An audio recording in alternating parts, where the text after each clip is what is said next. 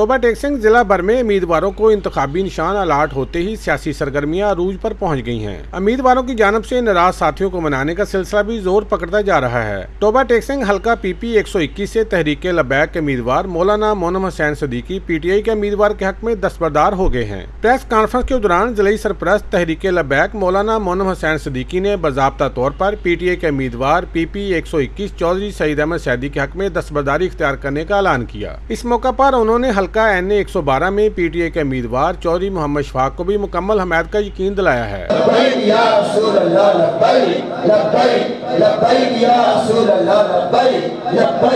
दूसरी जानब मौलाना साहबजादा हमीदुद्दीन रिजवी एडवोकेट ने भी अपने साथियों समेत चौधरी मोहम्मद शफाक ग्रुप की हमायत का ऐलान किया है। प्रेस कॉन्फ्रेंस में तहरीक इंसाफ के उम्मीदवार Chaudhry Mohammad Shafaq, chairman municipal committee Ghulam Nabi Gujjar, समाजी वर्कर काशिफ शफाक समेत कारकुनों की बड़ी तादाद मौजूद थी। कैमरामैन रशीद अंजम के साथ सुल्तान महमूद, तोबा टेक सिंह।